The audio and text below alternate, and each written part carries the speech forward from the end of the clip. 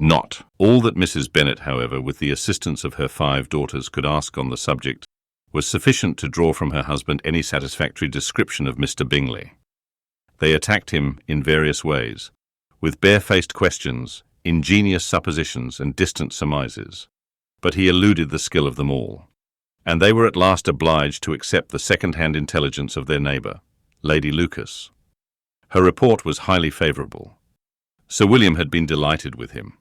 He was quite young, wonderfully handsome, extremely agreeable, and to crown the whole, he meant to be at the next assembly with a large party.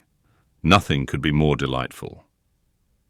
To be fond of dancing was a certain step towards falling in love, and very lively hopes of Mr. Bingley's heart were entertained.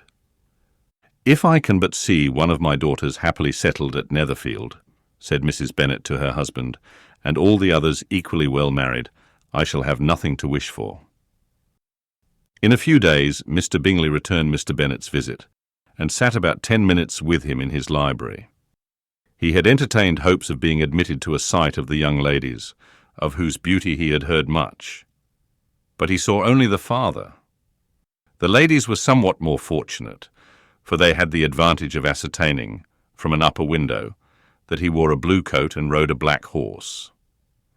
An invitation to dinner was soon afterwards dispatched, and already had Mrs. Bennet planned the courses that were to do credit to her housekeeping, when an answer arrived which deferred it all. Mr. Bingley was obliged to be in town the following day, and consequently unable to accept the honour of their invitation, etc. Mrs. Bennet was quite disconcerted. She could not imagine what business he could have in town so soon after his arrival in Hertfordshire, and she began to fear that he might always be flying about from one place to another, and never settled at Netherfield as he ought to be. Lady Lucas quieted her fears a little by starting the idea of his being gone to London only to get a large party for the ball, and a report soon followed that Mr. Bingley was to bring 12 ladies and 7 gentlemen with him to the assembly. The girls grieved over such a number of ladies, but were comforted the day before the ball by hearing that, instead of 12, he had brought only 6 with him from London, his 5 sisters and a cousin, and when the party entered the assembly room, it consisted of only 5 altogether: Mr. Bingley, his 2 sisters, the husband of the eldest, and another young man. Mr. Bingley was good-looking and gentlemanlike. He had a pleasant countenance and easy, unaffected manners.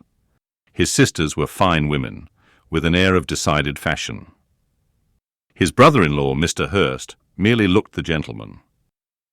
But his friend Mr. Darcy soon drew the attention of the room by his fine, tall person, handsome features, noble mien, and the report, which was in general circulation within 5 minutes after his entrance, of his having 10,000 a year.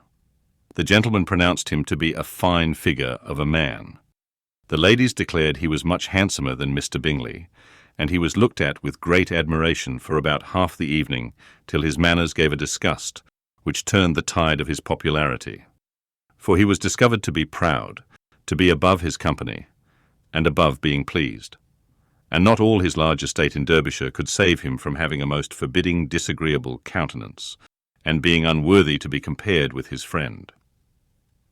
Mr. Bingley had soon made himself acquainted with all the principal people in the room. He was lively and unreserved, danced every dance, was angry that the ball closed so early, and talked of giving one himself at Netherfield. Such amiable qualities must speak for themselves. What a contrast between him and his friend! Mr. Darcy danced only once with Mrs. Hurst, and once with Miss Bingley, declined being introduced to any other lady, and spent the rest of the evening in walking about the room, speaking occasionally to one of his own party. His character was decided. He was the proudest, most disagreeable man in the world, and everybody hoped that he would never come there again. Amongst the most violent against him was Mrs. Bennet, whose dislike of his general behaviour was sharpened into particular resentment by his having slighted one of her daughters.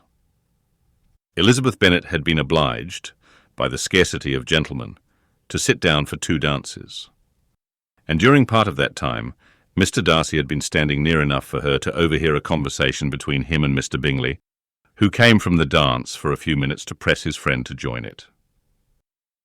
"Come, Darcy," said he, "I must have you dance. I hate to see you standing about by yourself in this stupid manner. You had much better dance." "I certainly shall not. You know how I detest it, unless I am particularly acquainted with my partner. At such an assembly as this, it would be insupportable. Your sisters are engaged, and there is not another woman in the room whom it would not be a punishment to me to stand up with." "I would not be so fastidious as you are," cried Bingley, "for a kingdom. Upon my honour, I never met with so many pleasant girls in my life as I have this evening, and there are several of them, you see, uncommonly pretty." "You are dancing with the only handsome girl in the room," said Mr. Darcy, looking at the eldest Miss Bennet. "Oh, she is the most beautiful creature I ever beheld. But there is one of her sisters sitting down just behind you, who is very pretty, and I dare say very agreeable. Do let me ask my partner to introduce you." "Which do you mean?" And turning round, he looked for a moment at Elizabeth, till catching her eye, he withdrew his own, and coldly said, "She is tolerable, but not handsome enough to tempt me, and I am in no humour at present to give consequence to young ladies who are slighted by other men. You had better return to your partner and enjoy her smiles, for you are wasting your time with me."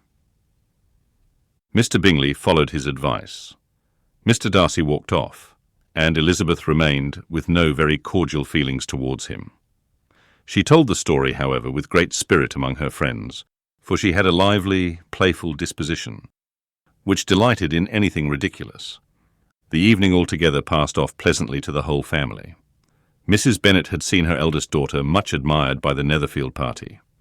Mr. Bingley had danced with her twice, and she had been distinguished by his sisters. Jane was as much gratified by this as her mother could be, though in a quieter way. Elizabeth felt Jane's pleasure. Mary had heard herself mentioned to Miss Bingley as the most accomplished girl in the neighbourhood. And Catherine and Lydia had been fortunate enough to be never without partners, which was all that they had yet learnt to care for at a ball. They returned, therefore, in good spirits to Longbourn, the village where they lived, and of which they were the principal inhabitants. They found Mr. Bennet still up. With a book, he was regardless of time, and on the present occasion he had a good deal of curiosity as to the event of an evening which had raised such splendid expectations. He had rather hoped that all his wife's views on the stranger would be disappointed, but he soon found that he had a very different story to hear. "Oh, my dear Mr. Bennet," as she entered the room, "we have had a most delightful evening, a most excellent ball.